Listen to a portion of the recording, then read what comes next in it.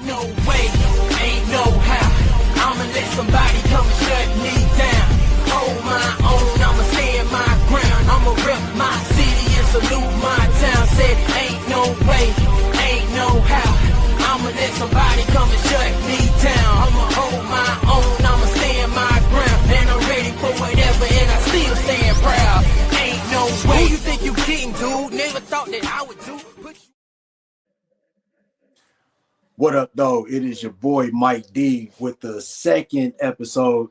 It's been a back-to-back week. Welcome to Wrestling from the 313. This episode is brought to you by WSN, the Wrestling Society Network. Go to Roku, Apple TV, Amazon Fire Stick, download the app. They got lots and lots of wrestling content. You can watch wrestling cartoons, wrestling documentaries, wrestling movies. They took the 2K video game and turned that into a wrestling show. So it's a lot of cool stuff on there. And make sure you check them out and also follow them on Facebook, Instagram, and TikTok and YouTube. My guest today is from Toledo, Ohio. He is a commentator in the Midwest region in the independent scene. CJ Peapod Owen. What up, though? Welcome to the 313. Hey, thank you for having me. And yes, it's fine. You can call me Chris. You can go by CJ Owen. You can call me Peapod. I go by many names as of late, but they're all the same guy, the same loud, bald man coming from Northwest Ohio. Thank you so much for having me on. No problem. So later on in the show, we're gonna talk about this big news that came out with WWE. Their PLEs starting in 2026 are going over to the new ESPN app, and the app is going to be $30 a month. But we'll talk about that and, get your thoughts, and I get my thoughts on what I feel about it. But let's talk to you and learn more about you. So before you got into commentating and all this podcasting and stuff, when did you become a fan of pro wrestling, and who were some of your favorites growing up? I got into pro wrestling as a little kid. My father would come home and we would put on WCW Monday Night Nitro.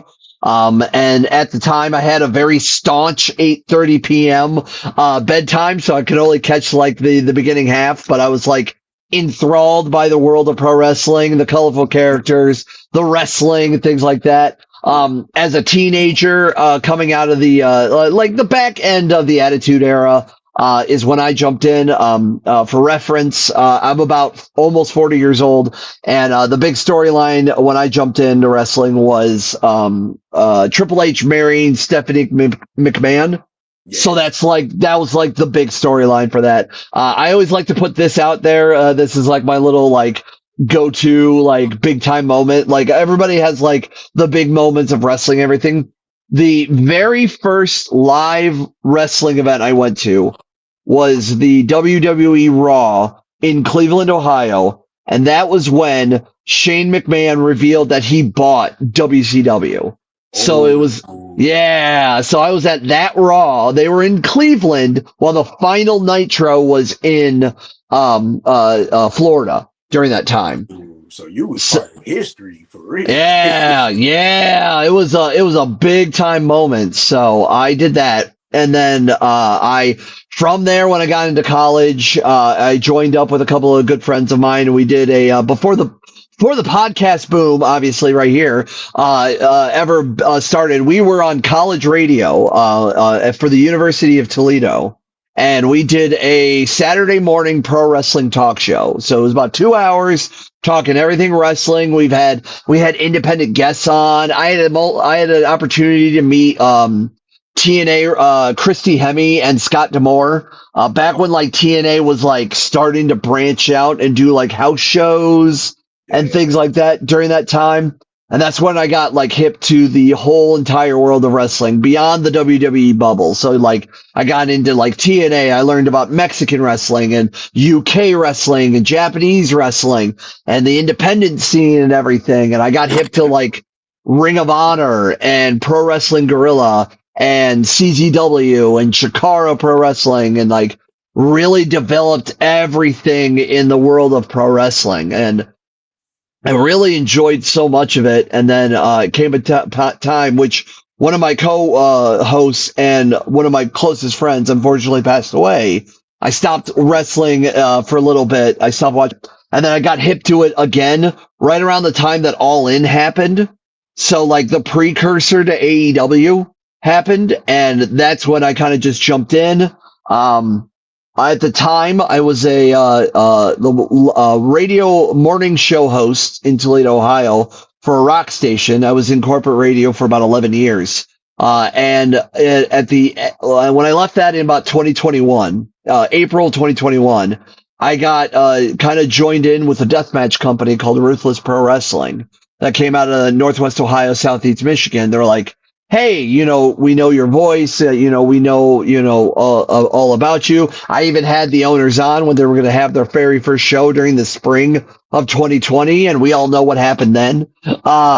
So I jumped on in 2021 as a commentator, and from there it's just been snowballed. And this coming April will be 5 years of me doing commentating. So love the world of wrestling. It's I tell people all the time I'm more emotionally fulfilled with pro wrestling than I ever did in radio. So That's what's up.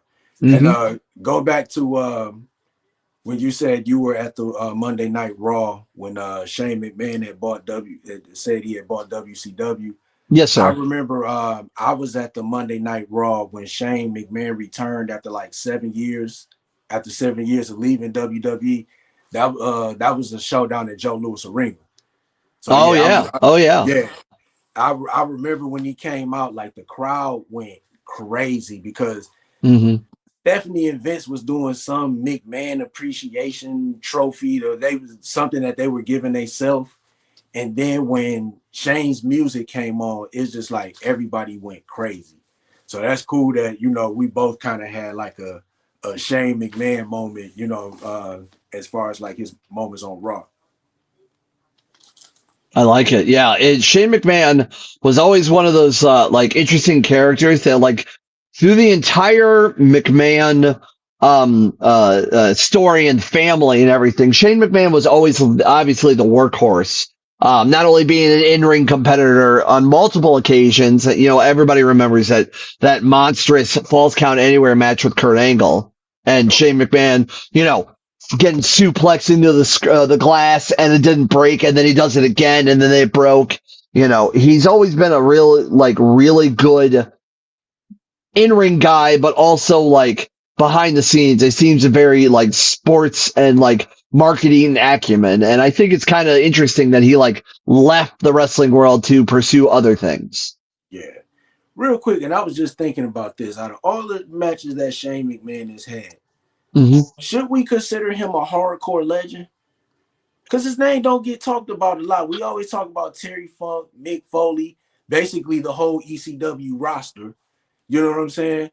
But if you think about a lot of Shane McMahon's moments, they've been kind of like hardcore moments also.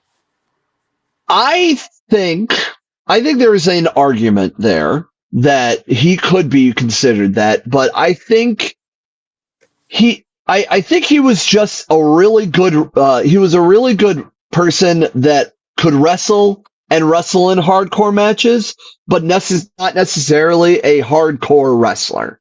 If that makes a lot of sense. Yeah, got it. Because it seemed like a lot of his moments, because like you said, the moment he had with Kurt Angle, Mm-hmm. the moment with Steve Blackman when they were on Mm-hmm. that thing and he hit him with the kendo stick and he just fell from it, Lord knows how many feet. Yeah. All the times he done jumped off of Hell in the Cell, like Shane McMahon has had like hardcore like moments, and it's just something that just popped in my head because it's like I wouldn't say like he's top 5 or top 3 or something like that, but I would definitely say like if we talked about hardcore wrestlers or that type of style of wrestling, I would throw him in there.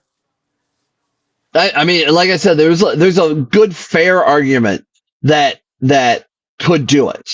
Like when I feel like when you think about the hardcore style that has evolved into like the deathmatch style and everything, there are people that like thrive in that world, but there's also people that can like that when you see them or they're known for a lot of their work in that world. So I feel like it's one of those like Shane can wrestle. Shane was a good like lackey in the style and can get extreme, can get hardcore.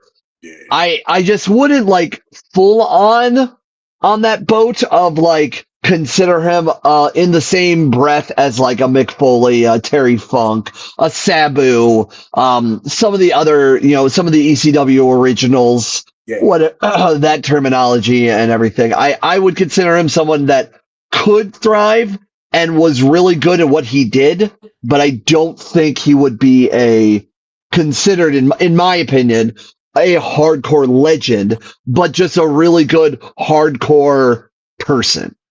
Got you. Sweet. So, what have been one of the most memorable moments you've experienced while working in independent wrestling? Oh man, it's really cool. Just like the idea of there's a lot of people that I, as a fan, would watch and be then able to turn around and call like a match of theirs. I'll give a perfect example. When I was talking about earlier about one of the companies that got really like enthralled in when it came to like independent wrestling was Chikara Pro Wrestling, and the person behind that is Mike Quackenbush. Recently for a show we did at Indiana Beach amusement park in Indiana, in Monticello, Indiana, Mike Quackenbush was on the show. Okay. And he was in the main event in a big 8-man tag. It was like a big spectacular. It was for like basically everybody. It was a free show for everybody who got admission to the carnival. Or excuse me, not carnival, amusement park. So it was a really cool experience. So it wasn't like wrestling fans per se. It was just people who want to see a wrestling show, which even in that energy is so much different than a show full of wrestling fans. And actually, I like both worlds. After the show, I came up to him, I took a photo of him, and then I showed him a photo of me as a fan seeing him after a show in Cleveland, Ohio that I went to, and then me now as a commentator calling a match after one of his matches after the show. I thought that was like a super cool moment that I get to have of like meet some of these men and women that do this and then later on work with them as well. Another example, perfect example is Ricky Shane Page. If anybody who knows about like death matches or just wrestling in general across the Ohio, Michigan, and Midwest, Ricky Shane Page is up there. And I remember him in his early days when he wore a mask and called himself Christian Faith, and it was in a tag team called Faith and Nothing. And now Ricky Shane Page, I've called a handful of his matches. I've worked with him on a couple of other projects. He's a great mind. He's a great dude.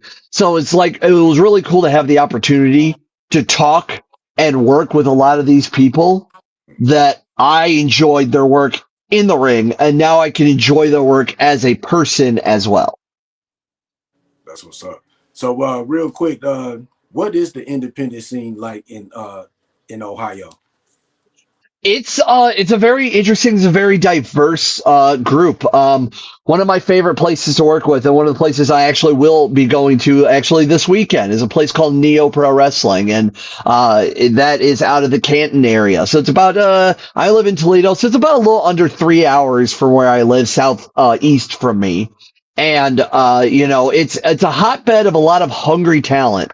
Out of Ohio. Obviously, when you think Ohio and you think the big leagues, you think kind of like The Miz. The Miz was kind of like the guy that came out of Ohio. And while he originally was not a wrestler, he was kind of a, social, he was before the term influencers were a thing, he was a reality TV star that turned into a wrestler. But there's a hotbed of a lot of very fun wrestling in Ohio, in places like Neo Pro, Mega Wrestling, things like that. Ohio is also very hungry for a little bit more of the extreme style. And unfortunately, like laws and everything prevent Ohio doing things more extreme shows and matches. So luckily, when I'm in Toledo, Michigan's right there. The 313 is under an hour away from me. Yeah, So Michigan is where the place to be for a whole lot of wrestling, especially if you're into the extreme style, the deathmatch wrestling.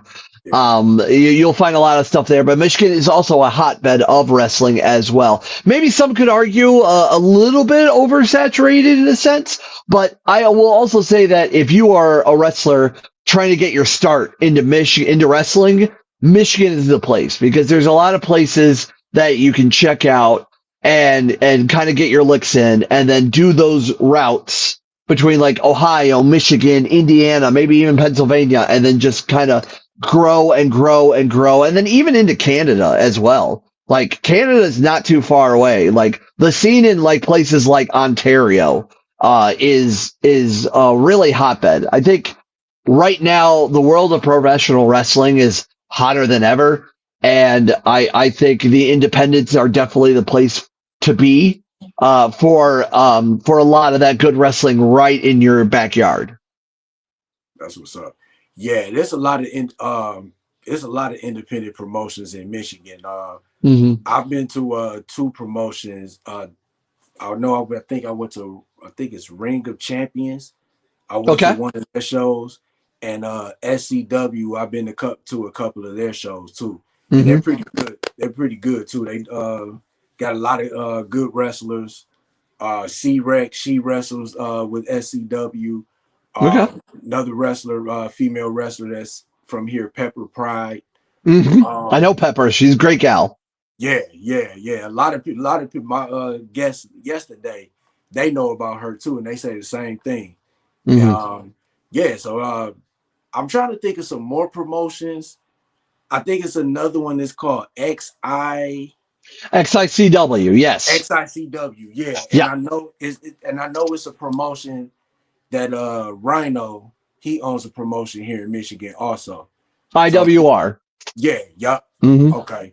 Yeah, so There's a lot of good places. Some of the places I've done in Michigan, which an all-female promotion, Pepper has been on that show as well. Divine Pro, great budding all-women's wrestling company out of the Metro Detroit area. Another one that I like to go to that I've worked for is Clash Wrestling.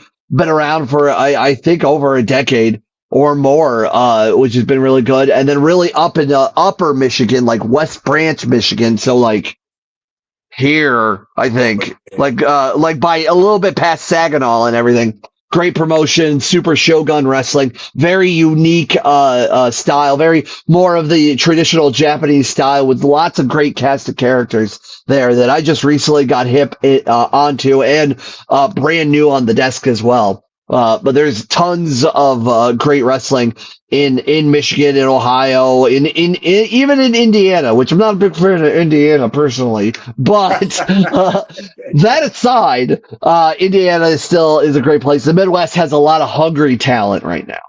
yeah. And now some of the names are starting to click. The independent wrestlers here in Michigan, James Fury, Atlas Hmm. Hightower, the Soul Taker is here from Michigan. Hmm. It's Tag Team Studio 86. Yep. Um, I'm trying to the congregation. I'm trying to think. I think, have you heard of them? They like I've heard of most of the people that you've named. I think I've heard of the congregation, but I've never called them. Okay. Yeah, so yeah, the independent scene here in Michigan is real hot. And Hmm. couple of like the few shows that I've been to, they've been pretty good. So, with me starting, doing this podcast and stuff, I'm trying to get more into the independent shows. So, just to have that kind of have that knowledge a little bit and just know who's out here and possibly have them on as future guests. Yeah, absolutely. So as someone who's seen wrestling evolve up close, how has the culture changed over the years, both for better and worse? Oh wow. That's a good question. I think that the idea of, and I'm trying to, I'm saying this slowly and thinking while I'm saying it because I don't want to come off as like old man yelling at clouds. I think I will say the athleticism in wrestling right now is incredible. I think that you are seeing men and women do things that you never would dream of to see maybe 5, 10 years ago.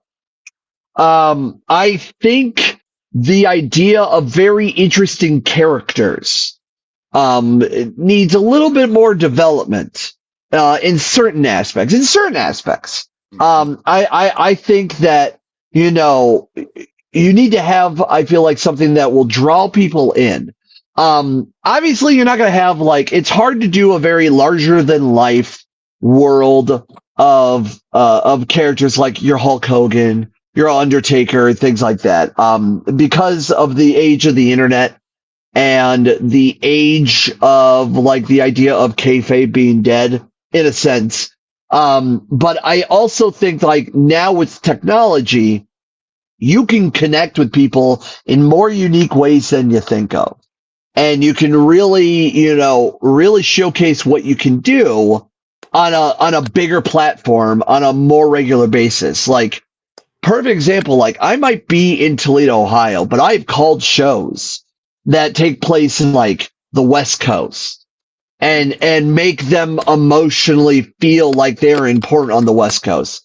I think as a commentator, my job is to kind of grab the hand and kind of help string you along, hold your hand as the viewer, and help tell the tale that you are seeing from the wrestlers inside of the ring, from the promoter standpoint of the stories they want to tell, and what you, the fan, are really excited and really kind of catch you up on why these 2 people, these 3 people, these 4 people, these 6 people, these 10 people are all fighting.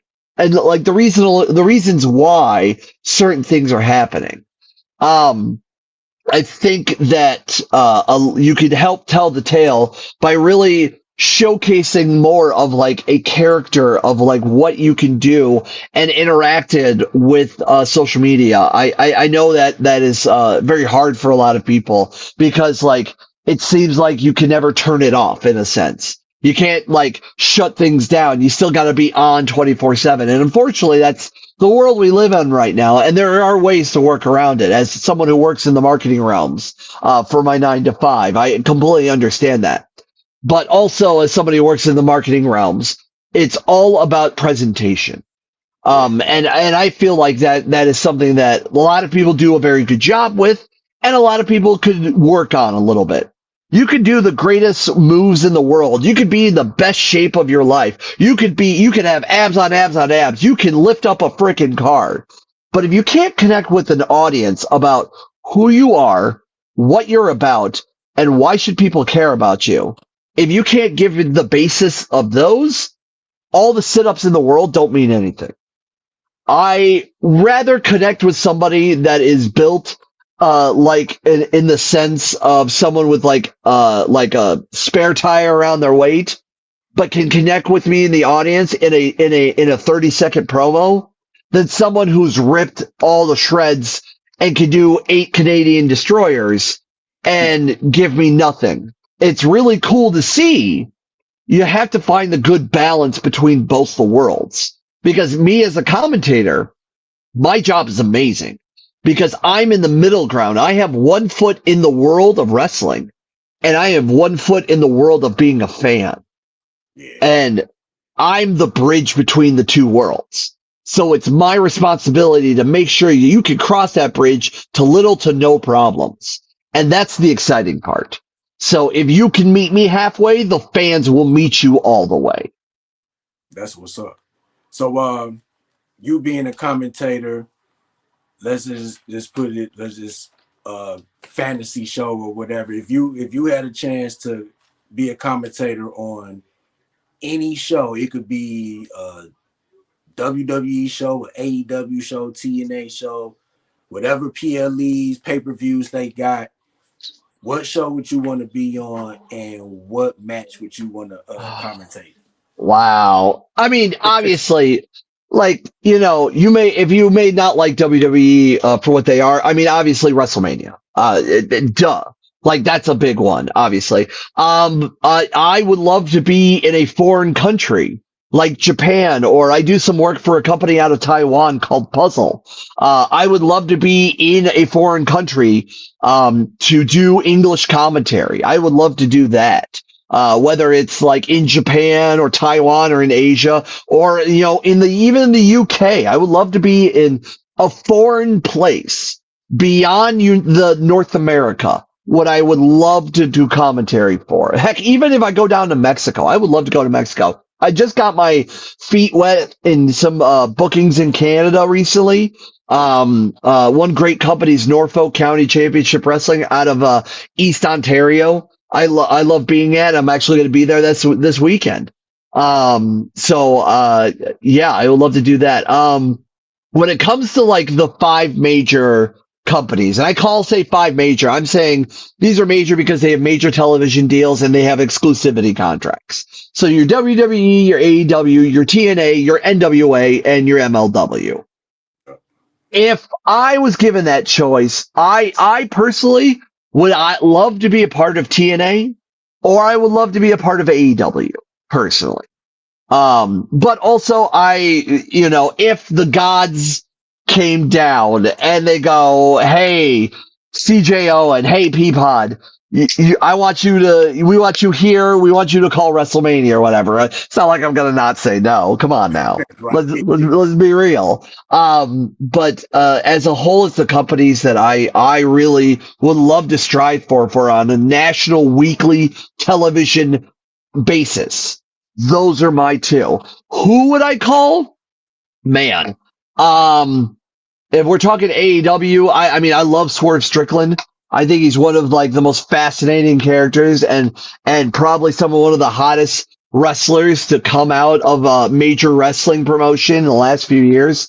Will Ospreay, a huge international icon, who's done incredible work. If it was in WWE, I really enjoy Finn Balor. Personally, I followed his work from all the way from Japan during his Bullet Club days when he formed it, all the way to here. So I think that would be really cool. I'm a big fan of Gunther. Again, I followed his career from the UK scene when he was called Walter, all the way to here. And when it comes to TNA, I mean, the Rascals are some of Ohio's best.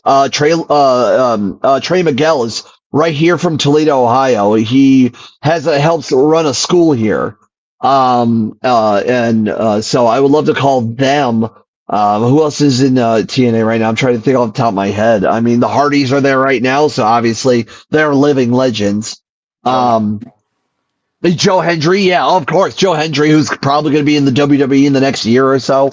I wouldn't doubt it. He's mega entertaining. I had a buddy that actually did extra work on a Joe Hendry skit about a year ago, before he or maybe even less than a year ago, before he got really big and started becoming on WWE television.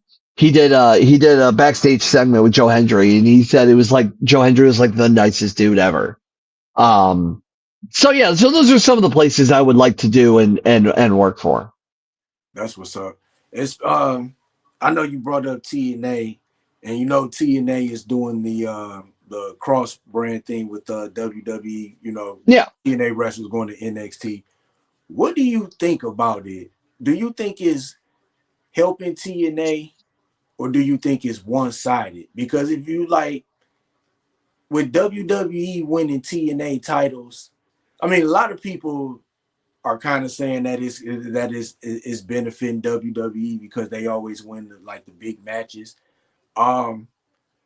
I would like to see. I like it, but I would like to see somebody from TNA get an NXT championship somewhere down the line.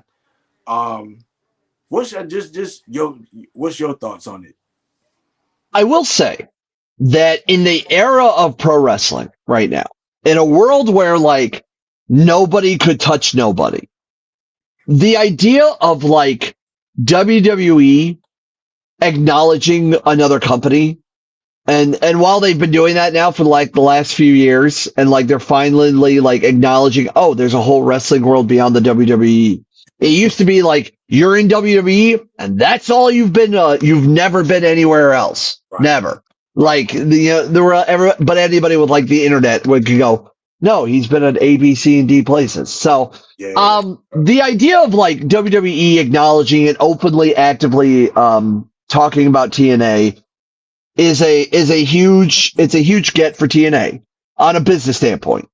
And I see this since I'm in this world of independent wrestling. I see things not only again as a fan side, but also as a business side. So on a business side, it just makes perfect sense that, one of the biggest wrestling corporations in the world acknowledging a company that has had its share of history and has done very well for themselves for over a decade. TNA's been around longer than people expect. Expect, and while it's it's still not like a household name in a sense, and that's also really relative. And whether that matters or not, that's a discussion for another day.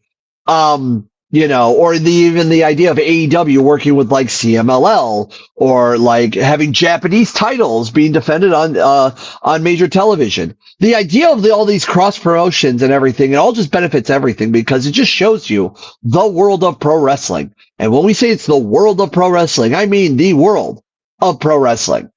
I could say the argument of NXT in WWE will always be WWE. It would always be one-sided in a sense. It feels like it's kind of picking and choosing what they want to do, but also the idea of it's still, again, it's insane that WWE talent can show up on another non-WWE event. Like that still, like, if not even 5 years ago, could you imagine that would have been an actual thing? And so I feel like it's just an idea of like opening the business and opening the doors for everybody, so everybody can work everybody. Because in my mentality, rising tides raises all ships. When you work together, everybody wins. The fans win, and at the end of the day, the fans are going to vote with their dollar. They're going to vote with their time. They're going to vote with their energy. So if you make things available and open to everyone, everybody wins, in my opinion. So I could see the argument of, yes, WWE taking all the TNA titles, making them storylines, WWE's the biggest dog in the yard, et cetera, et cetera, et cetera. On a business standpoint, it just kind of makes sense that all these companies are working together. Definitely. Well, I will say this. I think Trick Williams spending the time he's spending now with TNA, I think it's going to help him when he eventually gets moved up to the main roster, because it was like when he was the NXT champion and he was a babyface or whatever, and he had the crowd behind him, it still felt like that he wasn't ready. You know what I'm saying? Mm-hmm. Mm-hmm. And I feel like now that he's been going back and forth from NXT to TNA, he's the TNA champion, and just the people he's been able to work with, I think when he eventually gets called up, I think he's going to be ready. Now, is it going to put him in that main event? In that main event bracket, like that tier A, tier B? No. But I could see like the bottom end of like a tier B level mid, you know what I'm saying? Like the contending for the US title or the Intercontinental title. And I feel like if he could get momentum off of that, I could see him maybe 5 to 7, depending on how long he's with the company, maybe within 5 to 7 years, possibly being in the title picture. I will say, and I don't actively watch a lot of WWE, and maybe that's on me, especially as a guy who wants to move up and do more stuff. There is not many people in NXT that I look at right off the bat, like right just on a surface level. Granted, again, I openly will admit I don't watch NXT that often. The only people that I know recently, obviously, is Trick Williams, Blake Monroe, the former Mariah May, and now I'm blanking on the one woman, Jordan Yeah, Grace, and yeah. because of her history in TNA and the Independents and everything, those are the only people that I recognize. I think maybe also Sol Rucka, I believe that's her So name. yeah, Yeah, she's fantastic. So yeah, like yeah. those are some of the people that I recognize right off the bat. But like there is not many again, and it is the discussion of like characters or people that like will jump out of your screen that like if you can explain to me in like 10 seconds who the Undertaker is, who Stone Cold is, who The Rock is, I'm not seeing some of those people. Heck, even today's wrestlers. Can you explain to me in 10 seconds who Seth Rollins is? Can you describe to me in 10 seconds who Gunther is, who Braun Breaker is, who Roman Reigns is? Like, there's not many of those people yet. Granted, yet. That's why they're on NXT. That's why they're in the Performance Center. That's what they're trying to perform as and build more. So like that's my argument also is just like I think people are still in their infant stages, and it's very interesting to see a developmental company, on national television on a weekly basis. Yeah. Your developmental is in the independents in a sense, which also the independents are on weekly, monthly shows, depending on where you are on a bunch of different streaming networks as well, which will lead to our conversation in a little bit about the WWE thing.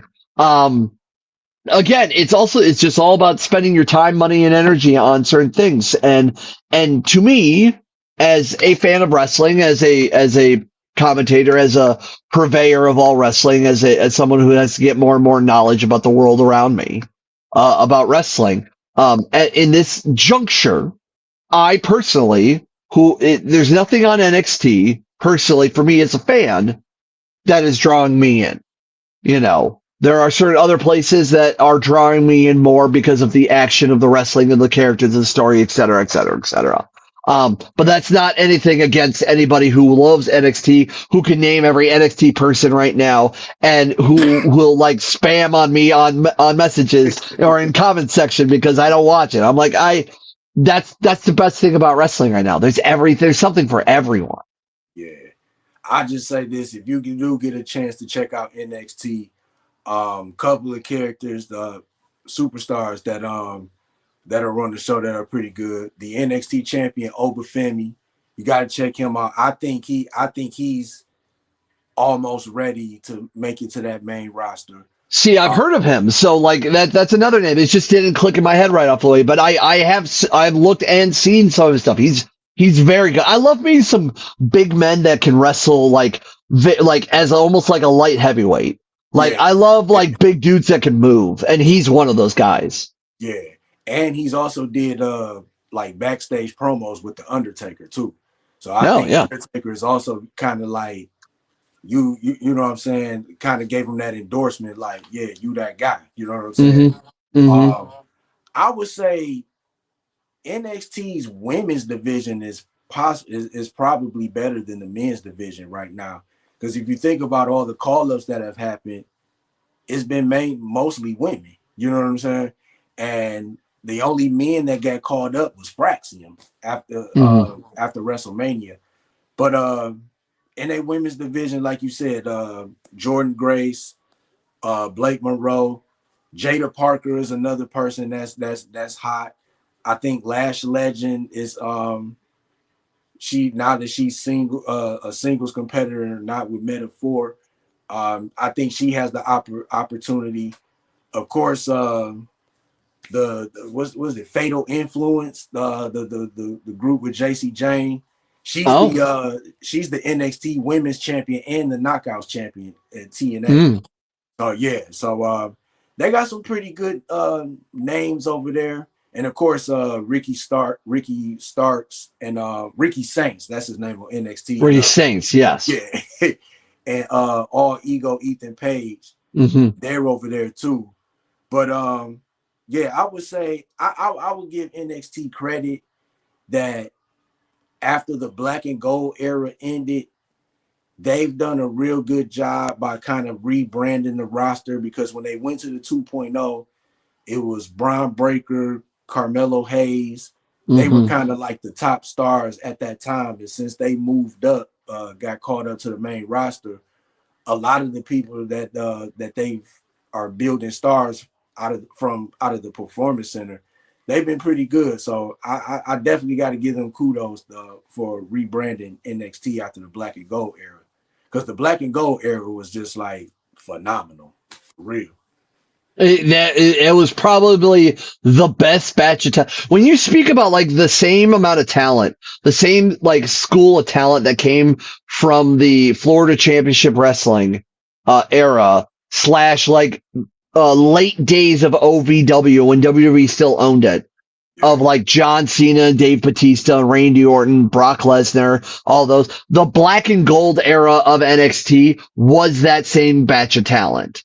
yeah, yeah. And that's not even including the wrestlers that they signed outside of like OVW, like the Oh Samoa yeah. Joes, um, Adam Cole, and Hmm. those guys, Finn Balor, Oscar, Yeah. you Yeah. know, Glorious Bobby Roode. And then they took a lot of those guys and turned them into stars. And I just wish like a guy like Bobby Roode, I wish that they would have really did something with that character, that glorious character, because that glorious character was over as hell, man. Like he would have the whole takeover crowd just singing. And I think that's dope. I think everything happens. Certain things and certain people have their moment, and there are certain people that are just like criminally underrated. And you speak about like the ideas, and like before they get into like if they do go into WWE, like they are not used as quote unquote properly as some people think, or like their claim to fame is something else. Bobby Roode is now working backstage allegedly and Yeah, becoming an agent and using his mind about something. And that's and honestly, that's what you need more of.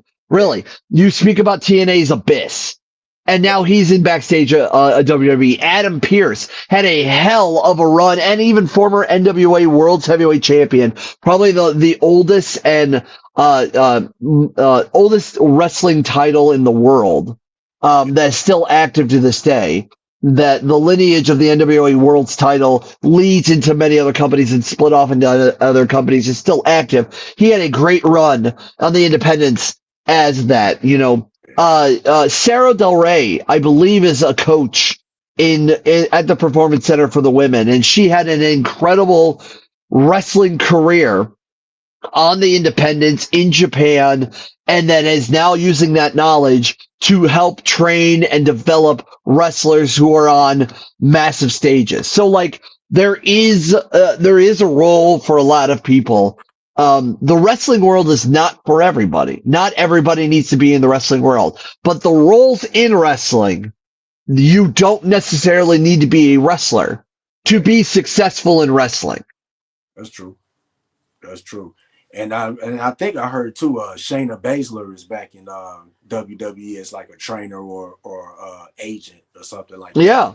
Yeah, I Yeah, don't think she ever left, or maybe she did. She came back and she's doing that. Like, and that's someone who has that MMA background, that submission specialist. I mean, personally, I'm not seeing enough women doing submission holds. I'm not seeing enough of like a women Dean Malenko in a sense of yeah, like a woman submission specialist. I'd love to see more of that. yeah. Definitely, definitely. I wish that they would have gave her a better push. I definitely think with the run she had as the NXT Women's Champion, she should have at least got one opportunity or one run as a women's champion. But when you got a stacked roster with Charlotte Flair, Becky Lynch, Bayley, Sasha Banks at the time, you had Naomi that was cut that was still there before she left TNA. You had I'm trying to think I think the Bellas were in and out of WWE.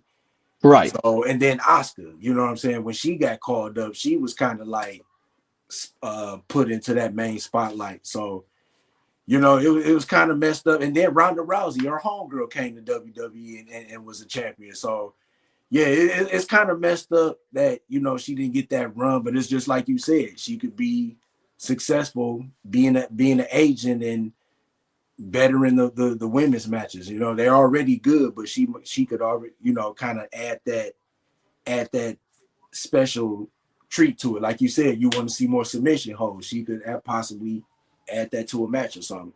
Absolutely. All right, so we're gonna get into the big topic today. Of course, you heard WWE is going to be moving their PLEs over to the new ESPN app, and they're saying that the new app is going to be $29.99, and a lot of people aren't happy about it. You know what I'm saying? So I'm gonna give the floor to you first, and let me know your thoughts on it. I gotta say, it's a tough world out there, to say the least. And we'll leave that where that lays right now, because that's a bucket of worms and a can of worms that we don't need to open on a wrestling podcast. In a world where there are multiple streaming networks and the fight for the rights for streaming networks, it's incredible. And rates and prices are getting more and more, and jobs are not paying as much. You have to make choices. Unfortunately, with WWE on Netflix, no, and that's whatever amount a month it is. And then the pay-per-views are somewhere else. It's starting to get a choice of like, what are you gonna do? I think this will start the idea of people bootlegging pay-per-views even more now than they already are. At the end of the day, it's a business, it's a corporation. They're owned by TKO. They can do whatever the hell they want. We could talk in circles about whether it's good or not. I as a consumer, that's very hard for me to, dignify $30 a month. Especially if you're not into ESPN, if you're not an active sports person, Yeah. $30 a month is hard to justify. Especially with everything's on subscription plan. I'm on Apple Music, so that's 10 a month or whatever. I'm on a different apps so that I need pro versions for work and whatnot. So that's extra X amount of dollars a month. If I want a game on my Switch, it's X amount of dollars or whatever. Like, it's becoming harder and harder to determine what it is. And it worked when pay-per-views were on part of your subscription for, the certain apps, Peacock or the WWE Network or whatnot. It's getting harder to do that. So I think as a consumer who's getting very harder, I don't think it's a great move. Will that hurt WWE in the long run? I doubt it. Because they make all the money from everything else. So again, if I'm in the mentality of, if you don't like something, vote with your wallet. If you can't afford it, then unfortunately you can't afford it. And that sucks. And it sucks that you can't afford it because you want to enjoy what you enjoy. You can't watch the pay-per-views, but unfortunately, there are higher up people that are making that decision. And I don't think it's the greatest PR move, but again, it's a business. So sadly, I mean, I don't know what happens behind those closed doors. I'm just a guy with a vegetable nickname and who's a wrestling fan talking to my man from the 313. Like, that's at the end of the day, like, that's all I know is just like, I'm a dude. And I can't afford that, and unfortunately, I can't do the WWE pay-per-views. It is unfortunately what it is. But people will buy it, people will subscribe, and people will get that money. And at the end of the day, that's what they're trying to do. So there you go. Gotcha. Yeah, I definitely agree, because if you really think about it, you need at least right now 4 apps to watch WWE programming. You got Raw on Netflix, you got the PLEs that come on Peacock, that's not even including like if you got Hulu or YouTube TV or something like that, you need that to watch SmackDown. And then yeah, and then you need that to watch SmackDown and NXT, and I feel like I'm missing another app. Well, I know you need Uh, 3. yeah, you need CW app has NXT, doesn't it? Yeah. Yeah. So So like it's hard. It's hard. Like I wish there was like a thing that would combine all of these things together. You could watch on live television on one thing. Oh wait, it's called cable TV. Like that's right. where we're at now. Yeah. Like, Yeah. you know, the idea of streaming was an alternative, but now you need streaming packages to watch some of your dang shows. Yeah. That's just cable. And that and it's sad because like it's happening in sports too. If you look at the NFL, the Thursday night games come on Amazon. Hmm. If you want to watch the Christmas games are going to be coming on Netflix now. You know what I'm saying? And then they're going to have, of course, periodically games on Peapod. And I think that they might even do another regular season game on Netflix or whatever. And it's the same thing with the NBA. The NBA is going to be doing the same thing. They're going to have games on Amazon, Peacock. In a minute, it's going to be nothing coming on regular TV anymore or cable. No. Like, and me and my wife talked about the whole WWE thing, and she like, nah, we not getting no more apps. Like, it's too much as it is, because it's like you got to get all these different apps to get this, to get that, and it's just like I missed it when it was the WWE Network, and you just pay your $10 a month, you get all the pay-per-views, you get all the old content, and it's not edited, because I heard when they switched over to Peacock, matches that were a little graphic or whatever had got edited or whatever. But yeah, I miss the WWE Network. Everything was just, they still had their little glitches, you know, trying to, you know, starting the app and stuff. But yeah, the going to the shows are already expensive now. And now you want to pay, you know, put the PLEs on the streaming app, which is going to be $30 a month. I hope that they hear this from social media and they, you know, try to change something up. I doubt if it happens, but Right. it's going to be Well, messed up, and it's going to hurt a lot of people that base their podcast off the PLEs. So, you know, it's 2026 is going to be very, very interesting for wrestling fans. I think that's why it's always to me that I think you should that places should turn to the independents, because not only will you see wrestling live in person, but that $30 not only will get you in the door, get you a couple of snacks, and get you a night of live entertainment from the comfort of like within a 5-10 mile radius of where you at. But also that also then gets a lot of men and women who are pursuing their dreams and companies that are doing a lot of good work. That $30 will go for a lifetime. And then we'll get them to the next show. That will get them gas to the next place. That will get the lights on for the next show. That they can entertain more and more people. Like, and I feel, the whole theme of the episode is voting with your wallet. So I think like, the $30 could go a long way on the independents. Then instead of going to maybe a company that, while yes, it is the top of the food chain, and yes, it has a long history, and yes, it's a lot of places that people want to go to, but you know, you sometimes got to look inward, and see what's in your backyard and supporting local in a sense. Definitely. So, last question, we're gonna going to talk about the contract of Karrion Kross and his wife Scarlett. So Karrion Kross has been hot the last couple of months. You know, the times he's been on Raw, he's been getting cheered by the crowd, and his contract reportedly ends at the end of this week.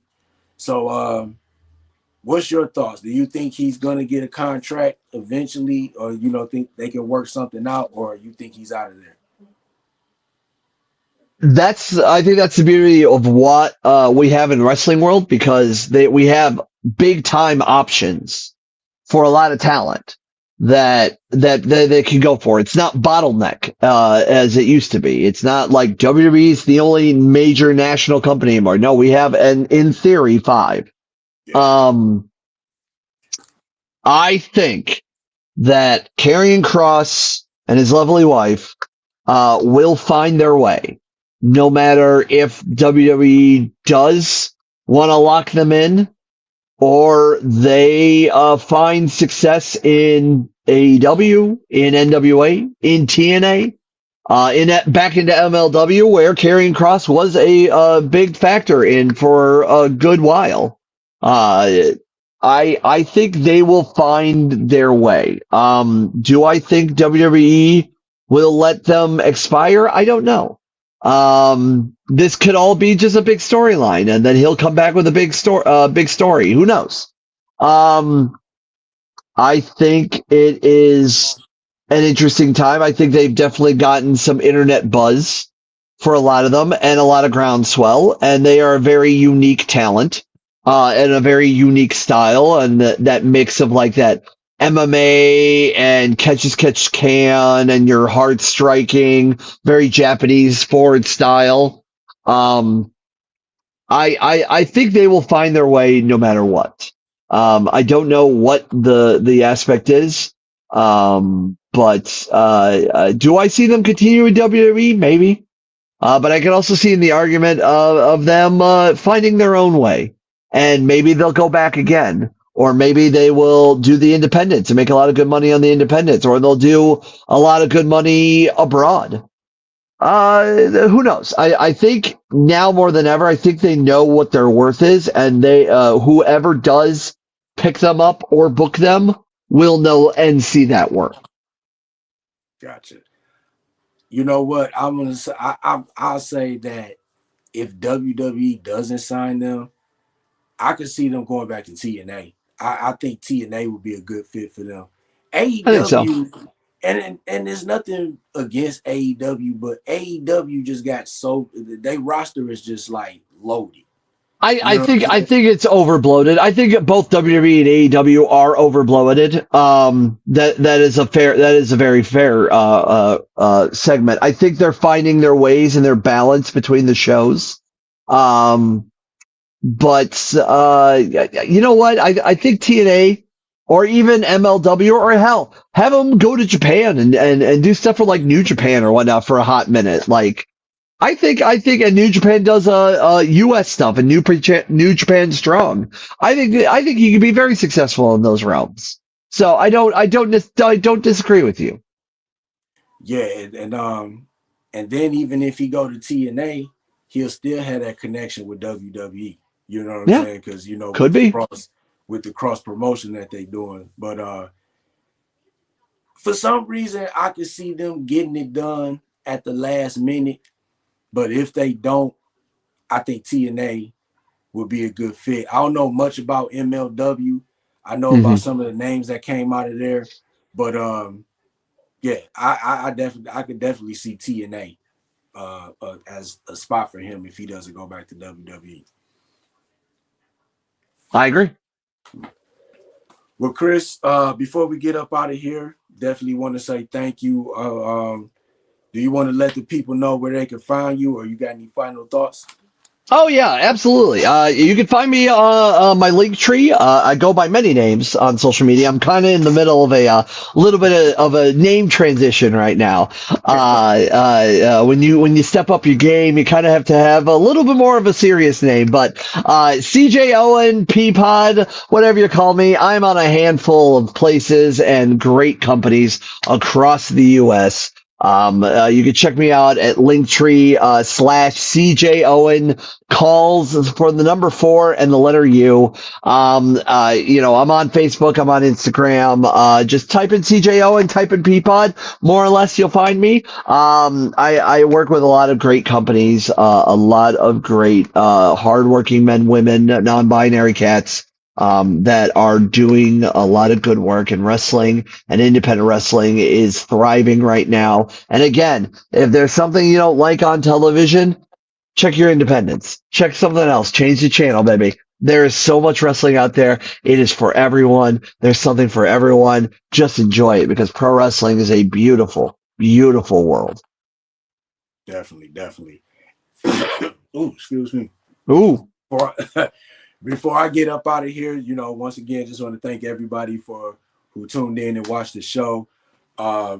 If you didn't get to check my announcement on yesterday, the night one SummerSlam episode we did Saturday afternoon is the most viewed episode of Wrestling from the 313 recording and live stream.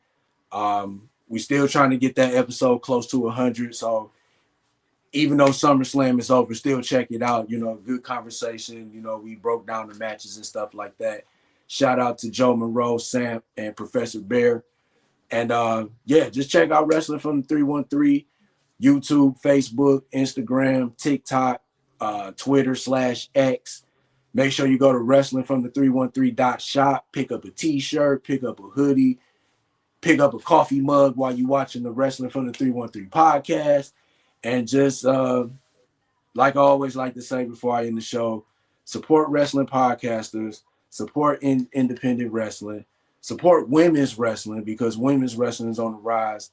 And just mad love to everybody in the IWC that's podcasting, doing content, wrestling content, and just having fun with this with the wrestling industry.